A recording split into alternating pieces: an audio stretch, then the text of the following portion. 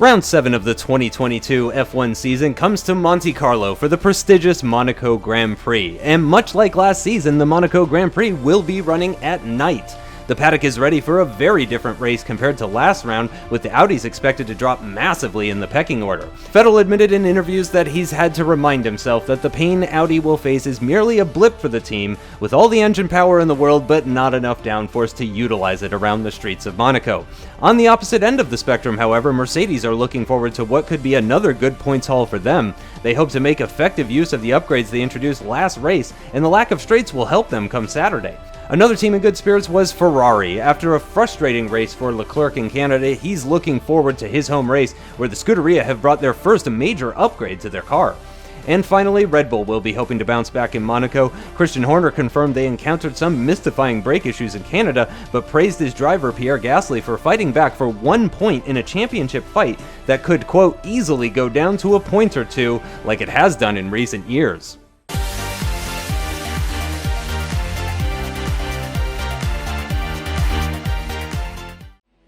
Let's take a look at how the drivers will line up for today's 2022 Monaco Grand Prix, and it's the hometown hero who stuck it on pole, with Charles Leclerc going quickest of all, the only driver to dip below the 1 minute 8 second time. He's joined by Pierre Gasly on the front row by the narrowest of margins, just a matter of a few hundredths of a second between pole and third position, which is where we find the other Red Bull of Giovinazzi alongside the other Ferrari of aarava, who was less than a tenth and a half off his teammate.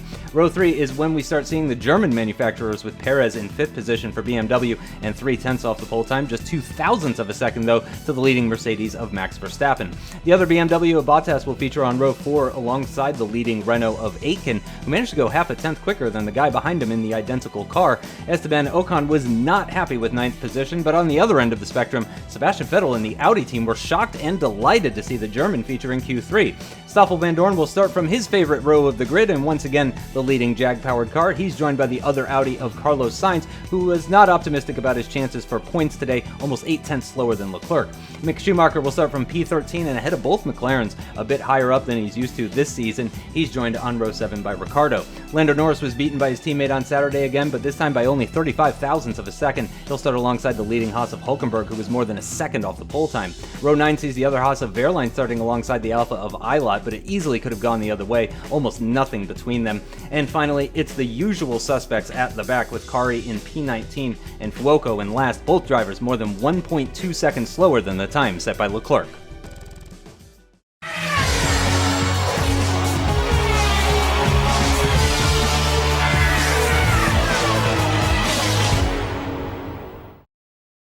Hey, what's going on? It's aarava here, and welcome back to my F1 MyDriver career mode, episode number 7 today for Season 8 at the Monaco Grand Prix. If you did miss episode number 6, uploaded quite a few days ago now, then be sure to go check that one out before you see this one, annotation in the top right. Yeah, apologies for that, quite a few days since the last episode, but of course, we've had a lot of other videos to make, but we should be back on schedule for a few more regular uploads of the MyDriver career mode season. And as always, guys, thank you so much for the continued support, and I continue to love reading through all the comments every single episode, and the support you guys give it through via smashing the likes and whatnot has been amazing, and also on Twitter as well. So thank you all so much for that. And we move into round number 7, the Monaco Grand Prix, a night race for the Monaco Grand Prix once again, like was the case in Season 7. Looking forward to it, especially with the Ferrari upgrades this weekend. Me and Charles Leclerc will be hoping we can make the most of it. The same for Red Bull, because following the last race at the Canadian Grand Prix, it was a big swing for the entire DHL Audi Sport team, and indeed especially Carlos Sainz, who leads a very commanding lead in the Drivers' Championship. With the Constructors, Audi swinged right from P4 to P1 in the table. So it's a big race for a lot of the more established teams to try and swing back and clap back basically at Audi, who are going to have a tough all time here around the downforce heavy Monaco Grand Prix. And we know how poor Audi have been in the past at aero-driven circuits. So it's a good chance for all of us here in the top 10, but it's going to be a difficult one today in Monaco style fashion. Going to be very hard to overtake, and also the tyre wear may be a major factor in how the race pans out. So here we go then to 5 red lights to round number 7, the Monaco Grand Prix here at night time. 5 red lights are out and we're underway. It's a good start for the Red Bull of Giovinazzi. We've had a bit of a shaky one, and the Italian goes down the inside of his teammate there. Gasly on the outside just about manages to find the room, and now can we build the momentum up the hill? It's all getting very, very close stuff there between the wall and the side pod of Giovinazzi, but we're down the inside then into Casino Square. Round the outside we go of the Italian. At the moment, my teammate still leads the way. Leclerc from Gasly. Can we make it P3 on the outside, locking up on the front right tire, and we're side by side into the hairpin, and we're gonna surely have this on the inside line. Yes, we do. Gio has to back out that, and he backs down for P4 then, just ahead of both BMW cars who have made a good getaway from their grid slots, followed by Max Verstappen, who's very close behind that gearbox of the BMW car. But it's now Ferrari 1-3, and now it's the chance for us to try and chase after Gasly. It feels like the Red Bull cars are maybe a little bit wary on the back foot there, just into, that opening sequence. I expected Gasly to be a lot stronger off the line, but he had a really, really poor start there. And his teammate, the one who's ahead in the championship and has had the momentum in the last 2 rounds, really did quite well to give him a good go. But eventually Gasly had the better racing line up the hill, had that just little edge over to get him there. And then there was us swooping down at the inside, turns to the outside then. And to be fair to Gio, he did a really good job at trying to squeeze me off and keep that racing line. But we just managed to find the bravery to find it around the outside. And then the inside was always going to be a slam dunk for us, I feel, because the driver behind has to back out, especially in these very wide cars, obviously. But we now move on to a replay of Lando Norris now on board with him. So apart from our start at the front, a very exciting start for the youngster. Oh my God!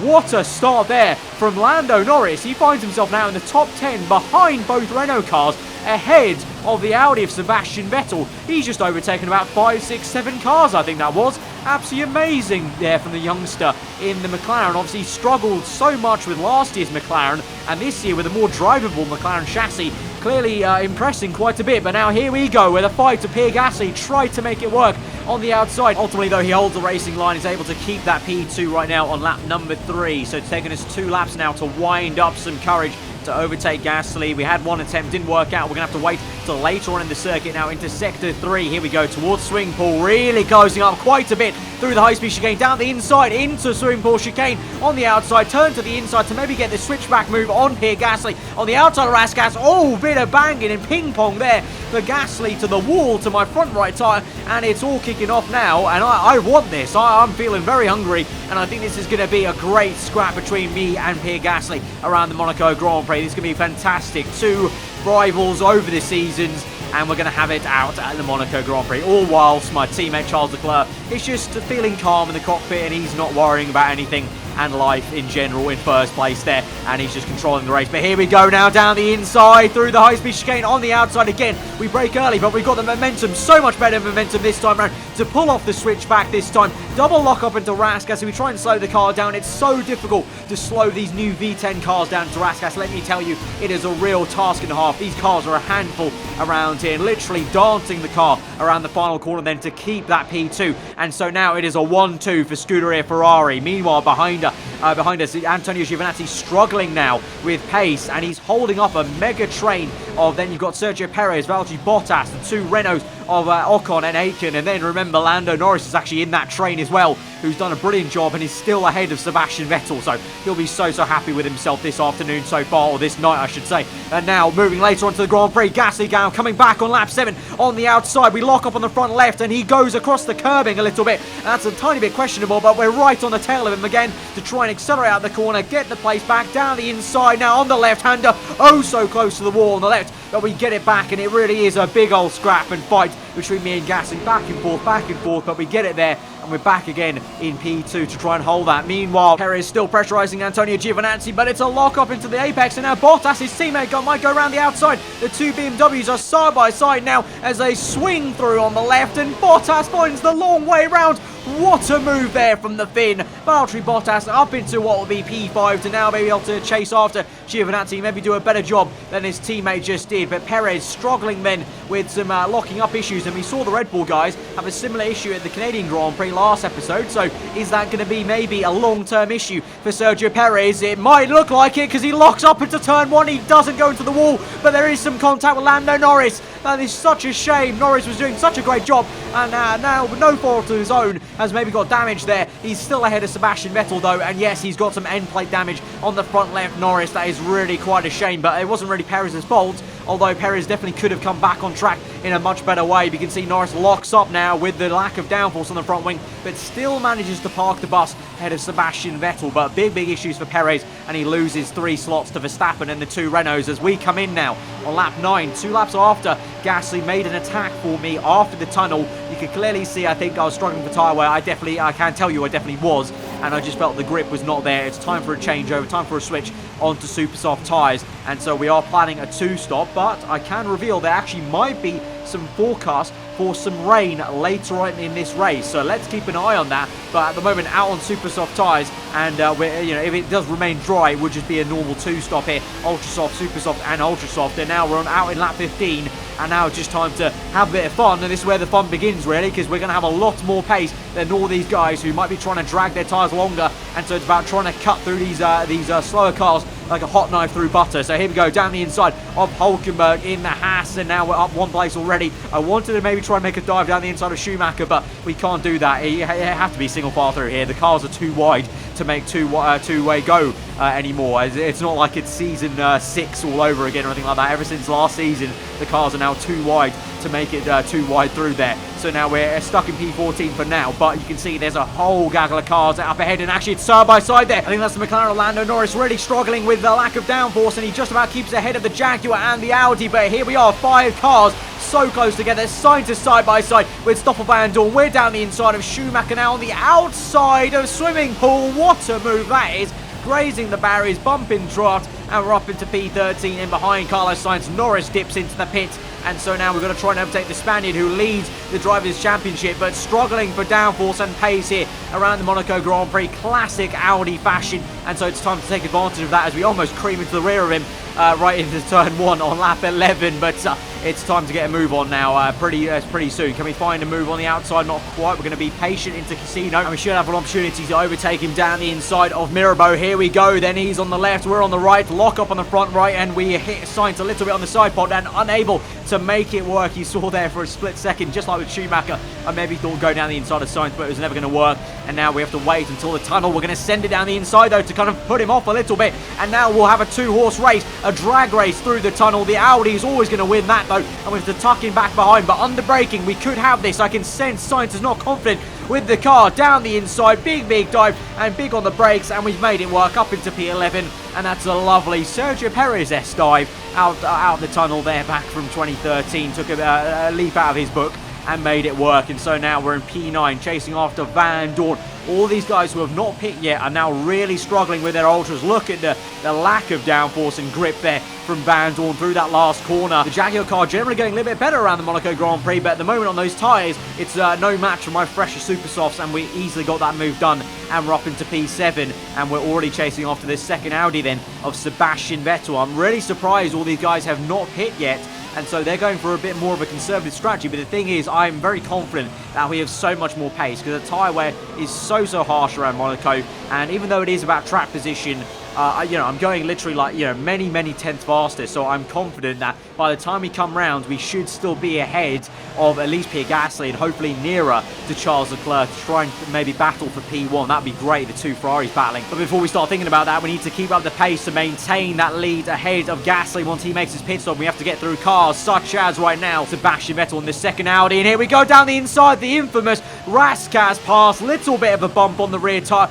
down the inside though, and we're up the order, and that is a lovely little pass on from Sebastian Vettel, who's just trying to do the best job he can in the Audi. Meanwhile, my teammate finally thinks it's time to come to the pits. There is Gasly, who's yet to pit as well in P2, but he's so much further back than Leclerc. Leclerc, that kind of just shows he's been doing such a great job. He had a DNF in Canada. He needed to bounce back, and with the Ferrari upgrades, he's really taken it home almost in his home Grand Prix. So let's see if he can pull that through, and he's looking very confident at the moment. But back to us now on lap 16 through the last corner. Then we overtake Ocon because he's into the pits. We're already caught up to the other Renault of Aitken there without them making one pit stop, and there goes Pierre Gasly. So what did I say? We have the pace, and we're up into P3 now, and it will be P2 once Aitken makes his pit stop. So we are going to be still in a 1-2 position for Ferrari, albeit we've come in a lot earlier. That is the only caveat, is that now Gasly is right up my chuff. He has fresher super soft tyres, and so he might be trying to attack me straight away as we go to turn 1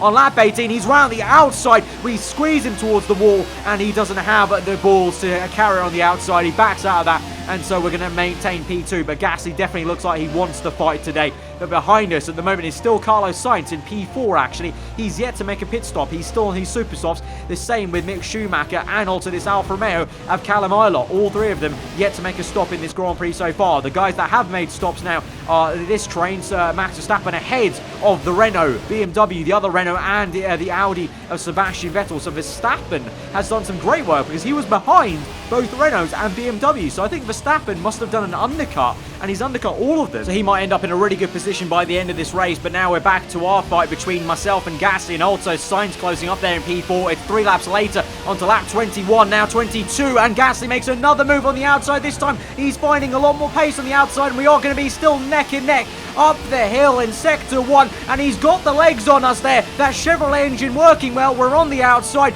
but just like was earlier on in the Grand Prix, Gasly holds the racing line on the outside. There's just no way you can then switch on the right hand side and find the momentum through there, and we have to back down into P3, and Gasly's just done me fair and square. He has much better pace on those fresher super softs. I mean, you can see there Carlos Sainz, that's how slow I was going ahead of Gasly, is that Carlos Sainz on worn super softs was catching us because I was just really not having a great time. And meanwhile, another guy who's not having a great time is Callum Ilott there in the Alfa Romeo. He locks up, and so he lets through Verstappen, the Renault, and the BMW. How the Renault's trying to make it work around the outside. And so I think the guys who've yet to pit in this Grand Prix now are going to really start to struggle. So it's time for that first pit stop for them onto, I imagine, ultra soft tyres. Meanwhile, we're going to cut onto Pierre Gasly now, pulling away from me in P2, but up the hill there's a car going slowly, and it's Charles Leclerc. Yellow flags, and Leclerc's got an issue, and Gasly is into the lead in the Monaco Grand Prix. Big issues for Charles Leclerc. He goes slowly into the casino square, and now we're around the outside, or trying to go around the outside,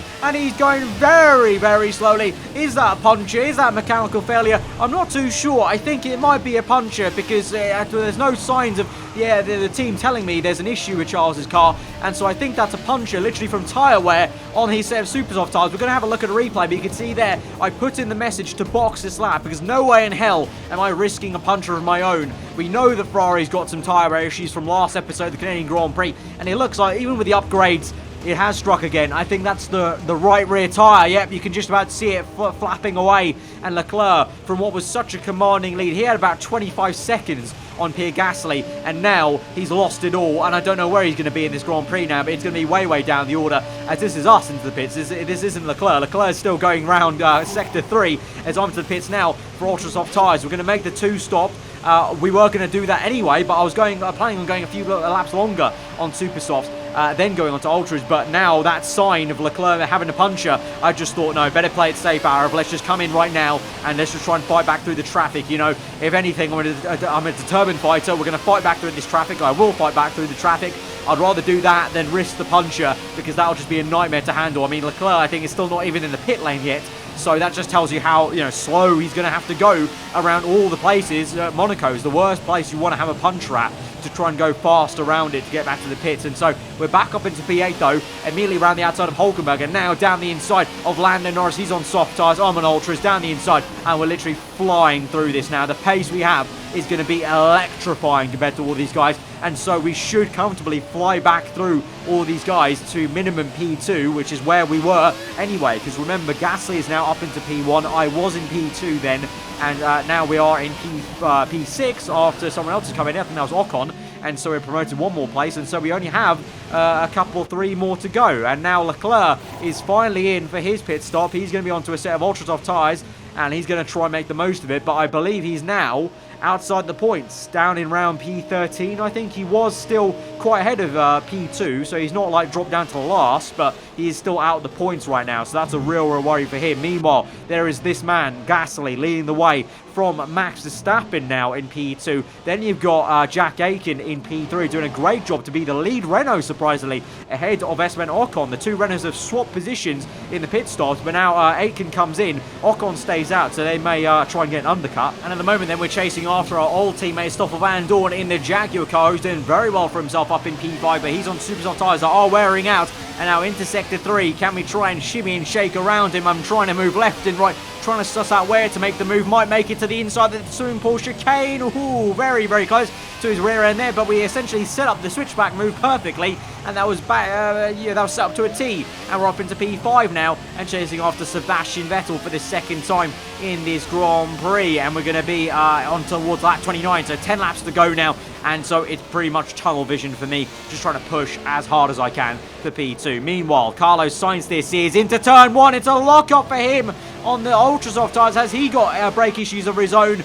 or is that just tyre wear issues? I'm not too sure, but he's way down the order. I think these guys are trying to lap him, I believe. I'm not too sure. He makes contact with the wall, and so his race is going from bad to worse. So for Sainz and Leclerc, it's really a night to forget. I was about to say afternoon, but it's a night to forget for sure. It's another lock up there for Sainz. He goes very slowly, and the Alfa Romeo of Callum Ilott is closing right up to him. So big problems for the Spaniard then, compared to his teammate, who's not got issues, but he's definitely going slowly as well, compared to my new ultra soft tyres. You can see I nearly completely slammed into the back of him because I gained so much time in turn 1. But here we go, down the inside. Oh, it's going to be a very peachy move on the inside there. It doesn't work out, but a nice switch back then into Mirabeau. We'll lock up a little bit into the entry, but we'll get it done, and we'll be up the order ahead of Vettel. That was a very nice sequence of 2 corners there. Down the inside, so close to the barrier, and Vettel's side pod didn't work out. Switch back to the inside, Bob's your uncle, and we're up into P4, and now Ocon and Verstappen are the only 2 cars remaining to try and get in this Grand Prix. But as we move through the laps then, as we get onto the 5 or 6 last laps of the Grand Prix, you can see there in the air, it is starting to rain here at the Monaco Grand Prix. We're going to get a wet ending to this night race. What a thrilling prospect this might be. DRS is still available, but the rain is pounding down, and it might even be enough for the full wet by the end of this race. I'm not too sure, but look at that. In the span of 2 laps, from lap 31 to 33, it's gone from bone dry to really quite wet, and it's time for intermediates by the end of this lap. I'm trying to struggle through these corners with Ocon and Verstappen. We're all just trying to single file make our way through, but you can see it's very, very treacherous conditions. And meanwhile, Leclerc is so far back down the order that he's actually at the pit lane entry. He's going to come in a lot earlier than I am for intermediate. So Leclerc, not all hope is lost here. He might be able to do something because he's coming in so much earlier than everyone else on intermediates, but he's having a front wing change as well, so maybe he's had some damage on the in-lap effectively, or maybe that was sustained damage, I'm not too sure, from when he had a puncture, and only now the team changing his front wing. But Aiken also, oh no, Aiken, I was about to say Aiken onto, there's no Aiken in the Renault team, is back onto ultra soft tyres. What on earth are the Renault guys thinking? Meanwhile, back to our POV, lap 33 still, and we are just sliding about. We've lost a bit of front wing. It's just so hard to control the car. I'm trying my best to go as fast as I can, but also trying to tiptoe around, but the grip is just not there. And look at that, I literally just understeer into the wall. We're on orange front wing, and so we're going to have to change that round. We've got the Jaguar setting down my inside there. Van Dorn dives down my inside, makes contact into pit lane. It is all kicking off. It is so chaotic now. Just adding a bit of rain to what was already a difficult race to call is now just completely shuffled everything up. Verstappen's in, Ocon's in, I'm in, Van Dorn's in, and oh no, my team have held me up an absolute treat. I've had to wait so long for my tyres. The team were not ready for me to come in after Leclerc's pit stop, and they've not changed my front wing. My team haven't changed my front wing. I've still got that damage on the front wing, and now I'm on inters, but I need that downforce, and so this is going to be a travesty. Now, we've got 5 laps left. I'm down to P9 now with that one pit. I didn't even change my front wing, and I'm down to P9. It was just a slow pit stop outright. Meanwhile, Verstappen's still P2. Ocon's still P3. Schumacher's up into P4 ahead of the Jaguars. Giovinazzi now on Supersoft sends it into the barrier. It is literally all kicking off. I don't know what's going on in this Monaco Grand Prix anymore. It was also calm earlier on in the Grand Prix. You know, the first third of this race was so structured with the pit stops and where everyone was, but now add some rain, add some tyre wear, and it's all up in the air. Gasly finally on to intermediates then. He's still in the lead, in a commanding lead now, as we catch up to Bottas, who's gone off now on ultras. He's parked the car. What on earth are you doing, sir? We go around the outside of him. This is just how chaotic it is. I'm trying to... It doesn't look like I'm racing, does it? It looks like I'm just trundling around, trying to survive everything, because Bottas there, it's just a comical sight of what he's trying to do there. But we continue on now. We're up into P6 because Schumacher comes in.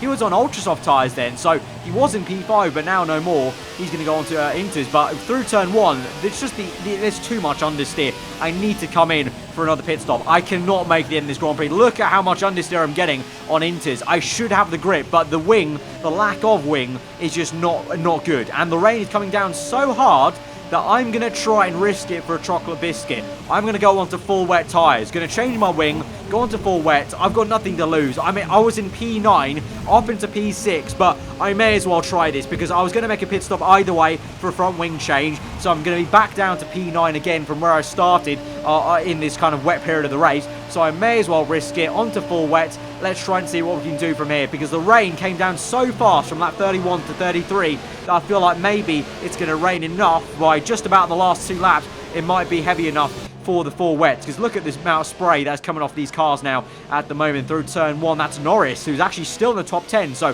that's good because he had remember, he got that damage from Bottas earlier on the race, so I was afraid that Norris had got out the points due to that damage, but that's very good to see the youngster in McLaren is still in the top 10 because he deserves it after the start he had earlier on the Grand Prix. Meanwhile now it's Leclerc chasing after one of the Haas cars there. Now Hulkenberg's going to overtake us very easily on the exit of the tunnel, and we're down to P9. We were in P8. Big lock up there into the chicane after the tunnel, and I think at the moment the full wets are on the way to go. We've got yellow flags though behind us, I think that is, but clearly at the moment tiptoeing around. It's not worked out, has it? The risk has been too much of a risk. It's just not. I need the rain to start falling down ASAP right now, but at the moment I'm just literally just tiptoeing around. And now my teammate Charles Leclerc, remember, he had a puncher. He's made, I think, one more stop than I have maybe. And now he's behind me in P10 and he's going to come back at me. And so I'm on full wets, he's on Inters. I'm not going to put up a fight. I lift off, I let him go. I have to because also at the same time, Gasly is there to lap me at the Monaco Grand Prix. So, yeah, it's been a pretty interesting afternoon for both me and Leclerc. Both of us were 1-2 for a lot of this race at the start, and now we're in P9 and P10 respectively. Yeah, it could have gone better for Ferrari. It could have gone a lot better for Ferrari. But for one man, it's completely gone the right way. Pierre Gasly through the last corner then. He's going to win the Monaco Grand Prix out of all the circumstances. He didn't look like he had the pace at all today. Leclerc looked like he had it, but Gasly's been the one that survived this absolute chaotic ending to the race to still come home in P1 then. That's his 3rd win of the season, and so that's going to be a big points haul for him in the championship to close back to the top leaders of Carlos Sainz, and including myself as well in P2. I was in P2 before this Grand Prix. Now I'm not thinking much so. As we go through the last 3 corners, we overtake that was Aiken, I think that was, on the ultra soft tyres, still strangely, and I just about managed to pull this through.